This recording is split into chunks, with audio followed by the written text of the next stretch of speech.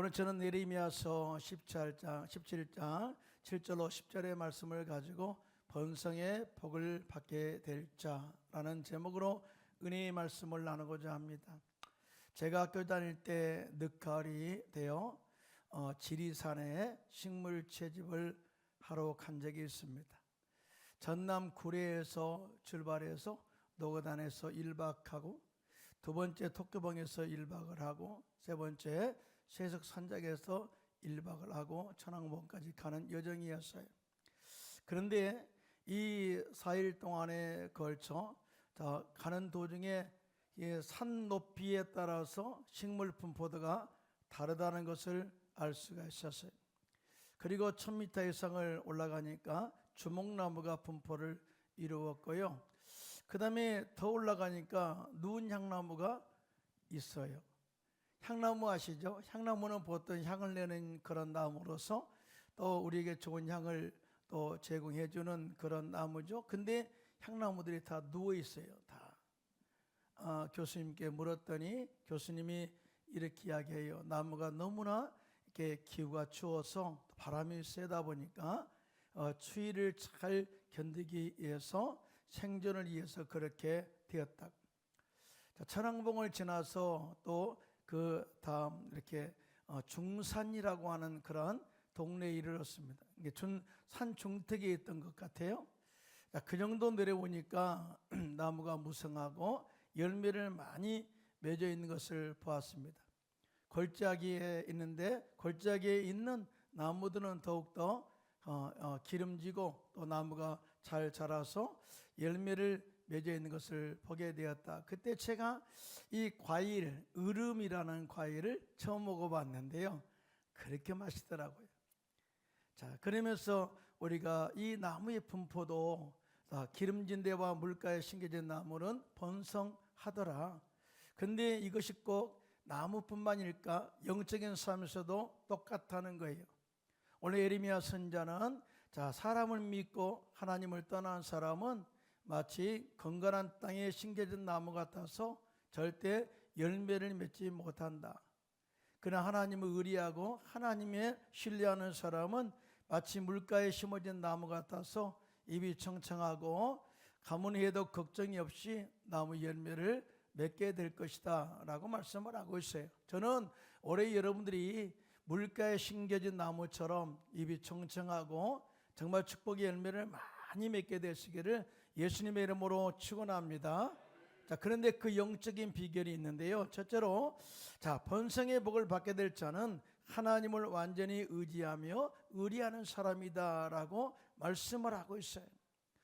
오늘 본문 예레미야서 17장 7절로 8절인데요. 함께 합독합니다. 시작. 그러나 무릇 야훼를 의지하며 야훼를 의리하는 그 사람은 복을 받을 것이라. 그는 물가에 심어진 나무가 그 뿌리를 강변에 뻗치고 더위가 올지라도 두려워하지 아니하며 그 잎이 청청하며 가뭄해도 걱정이 없고 결실이 그치지 아니함 같으리라고 말씀을 하고 있어요.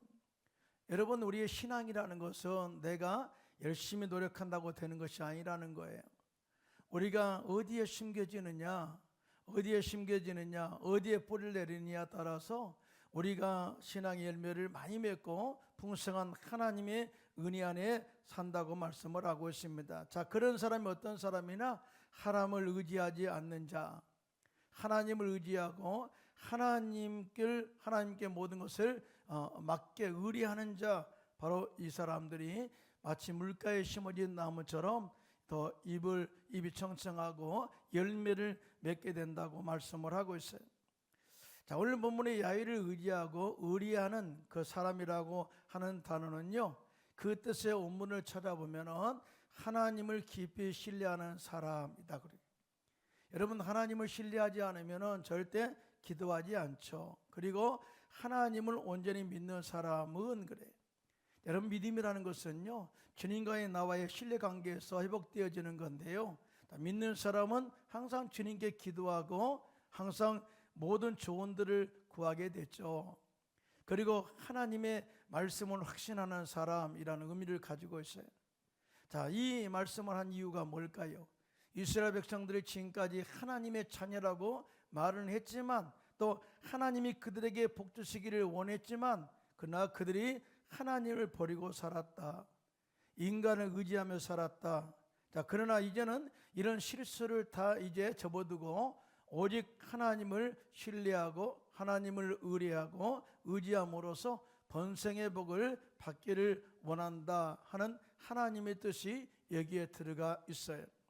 사실 이스라엘 백성들은요, 정말 하나님을 믿는다고 말을 하면서도 당시 국력이 강한 바벨론과 아스루, 심지어 애굽을 의뢰하고 의지하면서 믿고 살았어요. 왜 그러겠어요?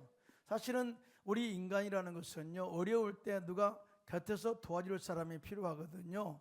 그러다 보니까 눈에 보이지 않는 하나님보다 강대국 애굽이나 아스루 또 바벨론이 우리를 위기에서 건져줄 거야 라는 신뢰를 가지고 그렇게 믿었는데요, 나중에 결과는 어떠냐면은 그렇게 믿었던 나라들이 배반을 하게 돼요. 그래서 북이스라엘은 BC 722년에 아수르의 침공을 받아서 멸망을 당하게 되고요, 남유다는 BC 586년에 바벨론의 침공을 받아서 완전히 멸망을 당하게 되고 유다 백성들은 바벨론의 포로 끌려가는 뇌 생활을 살게 된 것입니다. 그래서 에레미야 선지자는 야훼께서 말씀하시기를 무릇 사람을 믿으며 마음이 야훼에서 떠난 사람은 저주를 받을 것이라. 자, 그는 사막의 떨기나무 같아서 좋은 일이 오는 것을 보지 못하게 될 것이다 라고 이렇게 말씀을 한 거예요. 그런데 시편 기자도 이 영적인 은혜를 체험하고 나서 이런 이 고백을 하게 되거든요. 시편 146편 3절로 5절입니다. 시작. 귀인들을 의지하지 말며 도울 힘이 없는 인생도 의지하지 말지니 그의 호흡이 끊어지면 흙으로 돌아가서 그날에 그의 생각이 소멸하리로다. 야곱의 하나님을 자기의 도움으로 삼으며 야훼 자기 하나님에게 자기의 소망을 두는 자는 복이 있도다라고 분명히 말씀을 하고 있어요. 근데 가만히 제가 신앙생활을 해보니까요, 신앙이라는 것은, 믿음이라는 것은 선택사항이라는 사실을 우리가 알 수가 있어요. 여러분, 하나님께서 인간을 창조하실 때 참 이 인간을 창조한 그런 모양을 보면 참 아이러니해요. 하나님께서 처음부터 인간을 창조할 때 나는 하나님만 섬기도록 창조했다면 좋겠죠. 그런데 자기 자유의지를 준 거예요. 그리고 네가 선악과를 따먹을까 안 따먹을까를 선택하도록 이 선택적 은혜를 인간들에게 창조하실 때 줬다 그 말이에요. 근데 이것이 선택적 은혜라는 것이요, 실적으로 그 창조사에게만 나타나는 것이 아니고요, 이스라엘 백성들을 택하신 이후에 또 그들을 적과 꾸는 가나안 땅으로 인도하실 때 너희가 그곳에 들어가서 이 행복한 번성의 복을 또 창대의 복을 누리기를 원한다면은 너희 앞에 있는 생명과 축복을 선택하라고, 또 하나님을 사랑하라고 신앙적 선택을 이야기한 것을 보게 되거든요. 이에 대해서 신명기서 3장 19절로 20절입니다. 시작. 내가 오늘 하늘과 땅을 불러 너에게 증거를 삼느라. 내가 생명과 사망과 복과 저주를 내 앞에 두었은즉 너와 내 자손이 살기 위하여 생명을 택하고 내 하나님 야훼를 사랑하고 그의 말씀을 청종하며 또 그를 의지하라. 그는 내 생명이시오 내 장수이시니 야훼께서 내 조상 아브라함과 이삭과 야곱에게 주라고 맹세한 땅에 내가 거주하리라. 여러분, 정말 하나님께서는 네가 생명과 복을 선택할 이유가 있어. 왜? 하나님이 너를 택하신 이유와 목적이 그것이기 때문에. 여러분, 잘 돼야 됩니다. 축복된 삶을 살아야 됩니다. 생명의 복을 받아야 됩니다. 왜? 이것은 하나님께서 택함 받은 자들에게 약속된 축복이라는 사실이에요. 그런데 이스라엘 백성들은 이 선택을 인간을 함으로 말미암아서 그들이 저주를 받았다. 그러므로 이제는 그런 실수를 절대 범하지 말고 오직 하나님만 의뢰하고 신뢰하고 의뢰하라라고 그렇게 말씀을 하고 있어요. 여러분, 다윗의 생애를 보면 그가 혈통으로나 형제 순위로 보나 이스라엘 백성들을 이끌어 갈 수 있는 왕의 조건을 갖춘 사람은 아니에요. 그의 아버지 이새도 다윗을 그 사람이 리더의 영성이 있다고 생각하지 않아서 제껴놨던 사람 아니겠어요? 그러나 다윗이 위대한 왕이 되어 이스라엘을 번성한 나라로 이끌었던 은혜의 축복의 이유가 있는데, 그것은 바로 다윗이 무슨 일을 행하기 전에 제일 먼저 하나님을 신뢰하고 하나님 전에 들어가서 기도로 하나님의 뜻을 구한 후에 하나님의 뜻에 말씀에 순종했기 때문이다 라고 성경이 증언을 하고 있어요. 여러분, 성경에 보면은 사울 왕은 교만했어요. 교만하다 보니까 하나님 말씀을 거역합니다. 자, 하나님 말씀을 거역하고 불순종하자 하나님의 영이 사울에게서 떠나버려요. 오늘 많은 사람들이 내가 왜 복을 못 받나, 하나님이 나를 지키지 않으나, 왜 내가 이렇게 정말 성공하지 못하나, 그 이유를 항상 하나님 믿음 안에서 찾으려고 하는데요, 그렇지 않아요. 내 믿음의 선택에서 지금 잘못된 길을 가고 있다는 사실을 알아야 돼요. 사울이 그랬다니까요. 그러면서 사울은 항상 내가 하나님을 잘 섬기겠다고 생각했겠죠. 근데 하나님은 폐부를 살피시고 마음을 살피시는 하나님인 줄로 믿습니다. 그래서 사울 왕이 하나님을 신뢰하지 않는 결과 하나님의 영이 떠나버리죠.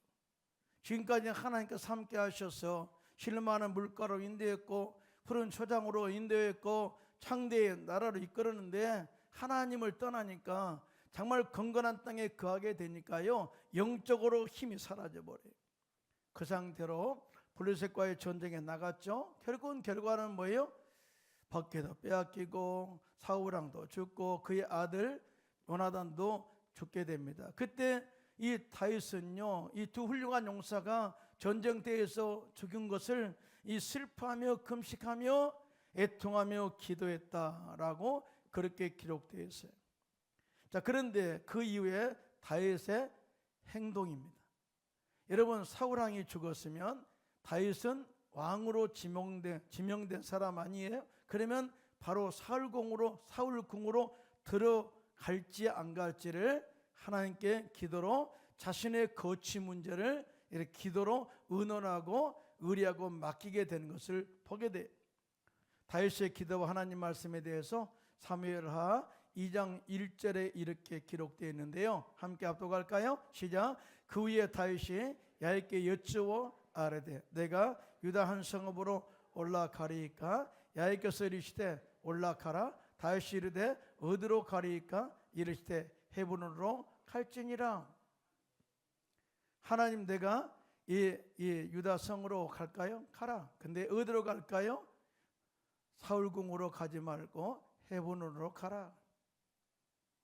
다시 말해서 네가 지금 현재 환경이 조성됐다고 올라가면 너는 안 돼 라는 거죠.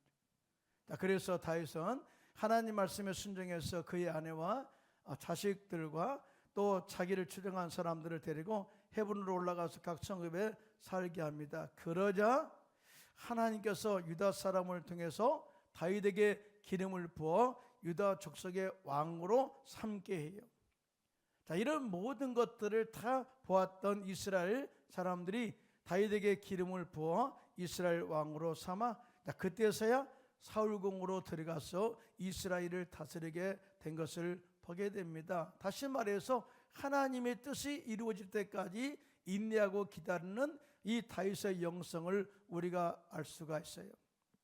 그러자 하나님께서 다윗과 함께 하심으로 말미암아 이스라엘을 번성케 하셨다고 증언을 하고 있습니다. 사랑하는 성도 여러분, 여러분 번성의 복을 받기 원한다면 절대 인간의 생각을 접어두고 하나님의 말씀, 하나님의 생각, 하나님의 뜻을 가슴에 품고 순종하는 저와 여러분 되시기를 예수님의 이름으로 축원합니다.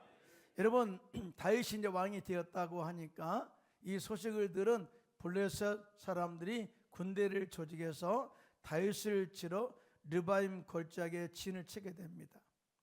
아마 블레셋 사람들은 전번의 전과가 있어요. 뭐냐면은 사울 왕을 죽였거든요. 심지어 벗개까지 빼앗았거든요. 자, 그 정도의 사기라면 다윗 정도는 충분히 우리가 쳐서 이길 수 있다고 교만했던 거죠. 자, 그때 다윗이 하나님을 신뢰함으로 기도로 하나님의 뜻을 구합니다. 자, 그때 다윗은 하나님 말씀을 신뢰하고 순종함으로써 대승리를 거두게 되는데요. 자, 이에 대해서 역대상 14장 16절로 17절에 이렇게 증언하고 있어요. 시작. 이에 다윗이 하나님의 명령대로 행하여 블레셋 사람들의 군대를 쳐서 기본에서부터 게셀까지 이르렀더니 다윗의 명성이 온 세상에 퍼졌고 야훼께서 모든 이방 민족으로 그를 두려워하게 하셨다라고 증언하고 있습니다. 할렐루야. 하나님의 군대, 하나님이 함께 하시는 군대를 절대 망하지 않습니다. 하나님께서 지키시고 보호할 줄로 믿습니다. 영적 싸움에서 승리하게 할 줄로 믿습니다. 자, 다윗은 항상 주님의 복을 받은 사람으로서의 모델이 되었어요. 뭐 때문에?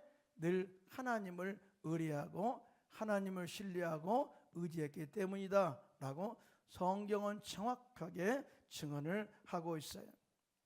성경에 보면은요, 모압 가문과 세일산 거민들이 연합군을 만들어서 유다를 치러 왔습니다. 그때 유다의 여호사밧 왕은 자, 무릎 꿇고 또 백성들과 더불어 금식하며 하나님께 기도하기 시작합니다. 하나님이 큰 물으로 말미암아 우리가 대적할 능력이 없습니다. 어떻게 할 줄도 모르겠습니다. 곧 주만 바라봅니다. 이게 바로 진솔한 고백이 아니겠어요? 뭔가 한다고 정말 내가 뭘 하겠다고 그렇게 들리는 사람이 아니라 자, 이 큰 무리로 말미암아 내가 어떻게 할 줄 몰라요. 내 연약합니다. 주님 사실대로 고백해요. 오직 주만 바라봅니다 라고 고백했을 때, 하나님의 도우심을 그렇게 의뢰했을 때 하나님께서 이 레위 사람 이 야훼시엘에게 성령으로 임하게 돼요. 그러면서 이렇게 말씀하죠. 이 전쟁에는 너희가 싸울 것이 없다. 그리고 대의를 이루고 너희와 함께한 하나님이 구원하는 것을 보라. 그리고 더 이야기합니다. 유다와 예루살렘아, 너는 두려워하지 말고 놀라지 말라. 내일 그들을 맞서 나가라. 야훼가 너희와 함께 하리라 하셨느니라. 할렐루야. 여러분, 하나님이 함께 하시면 능치 못함이 없는 줄로 믿습니다. 하나님이 함께하면 다 모든 전쟁 끝이에요. 이 말에 힘을 얻은 여호사밧 왕은 백성들을 불러요. 그리고 노래 잘하는 사람들을 세우고 또 성가대 가운을 입힙니다. 그리고 군대의 제일 앞줄에 서서 하나님께 감사하세 그의 인자하심이 영원하도다 하고 하나님을 크게 찬양했더니 기적이 일어나게 됩니다. 자, 이 결과에 대해서 역대하 20장 22절 3절에 이렇게 기록되어 있어요. 시작. 그 노래와 찬송이 시작될 때 야훼께서 복병을 두어 유다를 치러 온 암몬 자손과 모압과 세일산 주민들을 치게 하심으로 그들이 패하였으니 곧 암몬과 모압 자손이 일어나 세일산 주민을 쳐서 진멸하고 세일 주민을 멸한 후에는 그들이 서로 쳐 죽였더라. 결국은요, 이 유다 백성들은 손 하나 까딱하지 않고 전쟁에 다 승리하게 했고요, 이 전리품을 수거하는데 4일이나 걸렸다고 성경은 증언하고 있습니다. 그렇습니다. 하나님을 신뢰하여 하나님의 지혜 말씀과 뜻을 구하고 그 말씀을 믿고 행하는 자는 절대 실패하지 않을 줄로 믿습니다. 크게 아멘 합시다. 더 나아가 하나님의 지혜 말씀을 깊이 신뢰하고 순종하는 자 모든 영적 전쟁에서 반드시 승리하게 될 줄로 믿습니다. 그러므로 우리 역시 하나님을 전적으로 신뢰하고 하나님의 말씀에 순종하여 이 어려운 시기에 여러분의 가정과 사업, 직장과 자녀 모든 문제를 하나님께 맡기고 의리함으로써 이 힘든 시기를 슬기롭게 이겨내는 저와 여러분 되시기를 예수님의 이름으로 축원합니다. 둘째로 번성의 복을 받게 될 자는 마음의 중심을 하나님의 생각으로 채우고 행동하는 사람이다 라고 이렇게 가르치고 있어요. 오늘 본문 에레미야서 17장 9절로 10절인데요. 함께 합독할까요? 시작. 만물보다 거짓되고 심히 부패한 것은 마음이라 누가 능히 이를 알려마는 나 야훼는 심장을 살피며 배부를 시험하고 각각 그의 행위와 그의 행실대로 봉헌하니라고 말씀을 하고 있어요. 자, 이 말씀은 뭐냐? 내가 하나님을 의지하는 그 마음의 중심이 어디서 나온 것이냐? 하나님의 뜻에 있느냐? 하나님의 생각이 있느냐? 하나님 비전이 있느냐? 하나님의 희망에서 이루어졌느냐라고 하는 이 메시지를 담고 있어요. 에레미야 선지자는 유다가 하나님 심판으로 멸망당할 것을 경고하였습니다. 내가 하나님을 떠나게 되면, 하나님 떠나게 되면 이렇게 하나님의 저주가 임하게 될 거야. 그러나 심판 중이라도 그들이 전심으로 마음을 돌이켜 회개하고 우상을 버리고 하나님을 신뢰하고 의지하면 바벨론 포로 생활에서 다시 돌아오게 할 것이다. 이것이 하나님의 생각이고 하나님의 뜻이고 하나님의 비전이다 라고 이렇게 말씀을 하고 있어요. 근데 현실은 그러지 않은 거예요. 70년 포로 생활 가운데 언제 우리가 고국으로 돌아가지? 약속의 말씀은 있는데 미래 희망이 보이지 않으니까 실망하는 거예요. 또 뿐만 아니라 그들 스스로 우리가 구할 능력이 없다고 생각합니다. 사실은 그들을 스스로 자유케 할 능력이 어디가 있어요? 없는 거죠. 군대도 없고 그 다음에 종으로 살아가는 그들의 삶 가운데 희망이 없어 무너진 그때 하나님께서 에레미야 선지자를 통해서 하나님의 생각과 미래의 희망을 선포하게 되는데요. 이에 대해서 예레미야서 29장 11절에 이렇게 말씀해요. 시작. 야훼의 말씀이라 너희를 향한 나의 생각을 내가 아나니 평안이요 재앙이 아니니라. 너에게 미래와 희망을 주는 것이니라. 여러분, 신앙이라는 것은 하나님의 뜻이 이 땅에 이루어지는 것입니다. 믿으시면 아멘. 여러분, 신앙이라는 것은요, 하나님께서 약속하신 이 모든 약속의 말씀이 여러분 삶 가운데 이루어지는 거예요. 근데 그 약속의 말씀이 뭐예요? 예수 믿고 구원받아라. 그리고 예수 안에서 우리에게 주어진 모든 하나님의 은혜를, 십자가에서 이루신 놀라운 축복들을 우리 마음에 가득 채워라. 생각부터 채워라. 믿음으로 채워라. 꿈으로 채워라. 그리고 말씀을 선포하라. 이런 메시지를 담고 있거든요. 그래서 신앙의 기초는 십자가예요. 십자가의 기초는 뭐예요? 우리 안에 예수로 채우는 거예요. 예수로 채운다는 건 뭐라고요? 예수님께서 십자가에서 이루신 모든 축복들을 가슴에 가득 채우는 것이라고 이야기를 하고 있는데요. 믿으시면 손 들고 아멘 하시기 바랍니다. 믿음의 가치를 발견하라는 거예요. 여러분 생각해 보세요. 우리가 뭘 믿어요? 마귀가 지금 공격하고 있어요. 마귀가 유혹합니다. 그때 우리가 뭘 기준으로 마귀를 제압할 수가 있어요? 그건 바로 예수님께서 십자가에서 마귀를 멸하셨다. 크게 아멘 하실까요? 이 말씀 붙잡고 사탄아 물러갈 지어다. 귀신은 떠나갈 지어다. 데려갈 수가 있어요. 십자가에서 마귀의 정사와 권세를 벗겨버리시고 무력하여 조롱거로 삼으셨다. 너는 이빨 빠진 호랑이다 라고 완전히 마귀를 제압할 수가 있다 그 말이. 뿐만 아니라 예수님께서 십자가에서 우리의 모든 죄를 사하시고 용서받아 의인되게 만들어 주셨고요, 가정하는 저주를 끊으시고 아브라함의 복을 주셨다. 그러므로 여러분 잘 될 것이 하나님의 뜻이라는 사실, 믿으신 분만 손들고 아멘 하시기 바랍니다. 그리고 예수님께서 채찍의 마름으로 너희가 남을 입었다. 그러므로 우리가 질병의 치유를 위해서 끊임없이 기도해야 된다. 그리고 우리가 이 세상에서 모든 것이 끝나게 되면은 영원한 천국으로 들어가게 된다. 이것이 바로 예수님께서 십자가에서 이루신 축복이다 라고 이렇게 말씀을 하고 있어요. 그런데 이런 축복을 깨닫게 하는 것이 뭐냐? 우리의 믿음의 뿌리가 성령의 생수에 뿌리가 내렸을 때만이 가능해요. 말씀의 뿌리에 우리의 믿음의 뿌리가 내렸을 때만이 가능한 것입니다. 특별히 믿음의 뿌리, 하나님을 신뢰하는 믿음의 뿌리, 이 믿음의 뿌리가 이 십자가 위에 뿌리를 내렸을 때 영적인 공급을 받고 풍성한 축복의 열매를 맺게 된다는 사실을 우리에게 말씀해 주고 있어요. 여러분, 정의 목사님은 항상 십자가를 이야기해요. 십자가에서 우리의 모든 죄를 사하신 하나님, 저주를 끊으신 하나님, 그 다음에 우리의 삶 가운데 복되게 하신 하나님, 그래서 항상 참정 축복을 이야기하거든요. 예수님은 잘 되게 되어 있습니다. 심지어 이렇게도 이야기합니다. 정말 예수를 제대로 3년간 믿었는데 복을 못 받은다, 이건 기적이다 그래요. 그래서 항상 외치는 건 뭐예요? 우리가 찬양도 그러잖아요. 사랑하는 자의 내 영혼을 잘된같이 내가 범사에 잘되기를 강건하게, 내가 범사에 잘되고 강건하기를 원하노라. 할렐루야. 이건 이 성경에 기록된 하나님의 약속의 말씀입니다. 근데 목사님은 이 말씀만 성공한 것이 아니라 당신의 삶 속에서 생각을 하고 꿈을 꾸고 믿음을 다지고 날마다 말을 선포함으로 말미암아 이 번성의 복과 이 형통의 복을 체험하신 분이다. 여러분, 교회가 1958년도에 불광동 깨밭에 중고 천막 쳐가지고 시작했어요.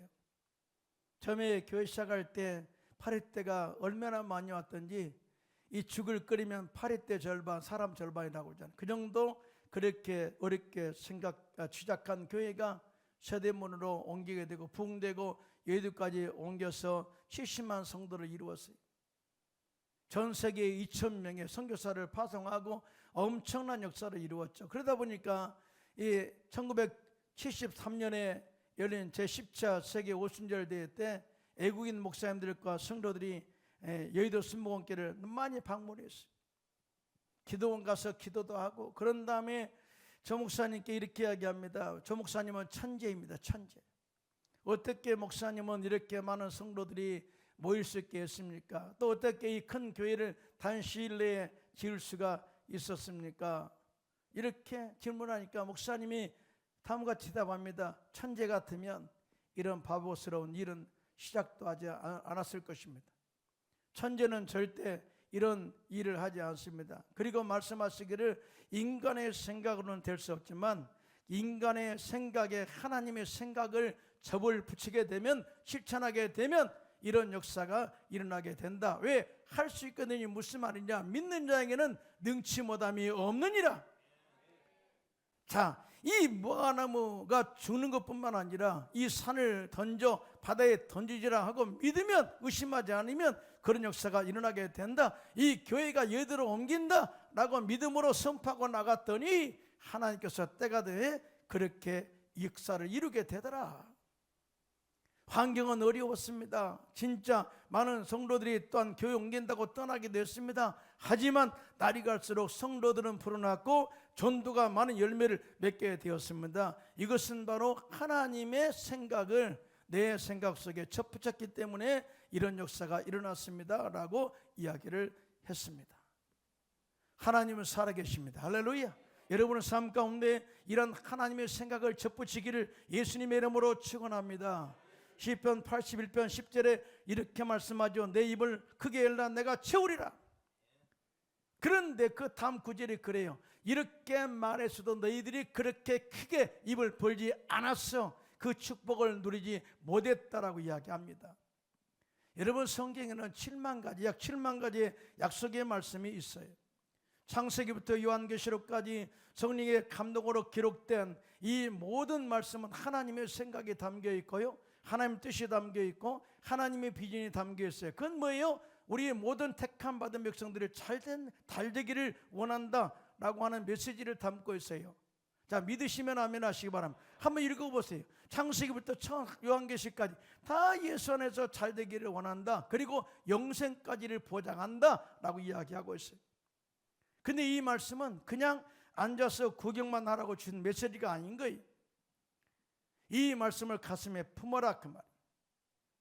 그러므로 이제부터 우리는 우리 인생에서 낭패하고 실망을 당한 것들, 죄를 짓고 불의한 것들, 병들고 저주에 허덕이던 우리의 생각을 다 잘라내십시오. 그리고 하나님의 생각으로 첩을 붙여서 하나님의 생각으로 가득 채우고 하나님을 의뢰하고 하나님을 신뢰하고 맡기시기를 예수님의 이름으로 축원합니다. 그리할 때 우리의 믿음의 뿌리가 성령의 물가에 심겨지게 되고 말씀의 뿌리에 깊이 내려서 우리가 영양분을 공급받게 되면 영적인 대의가 올지라도 입이 청청하게 될 것이고요, 환경적인 고난과 가뭄이 우리가 다가온다 할지라도 여러분 사업과 가정이 풍성한 열매를 맺고 더 나은 미래의 보장을 하나님께서 해줄 줄로 믿습니다. 이와 같이 큰 복보다 큰 일하는 저와 여러분 되시기를 예수님의 이름으로 축원합니다.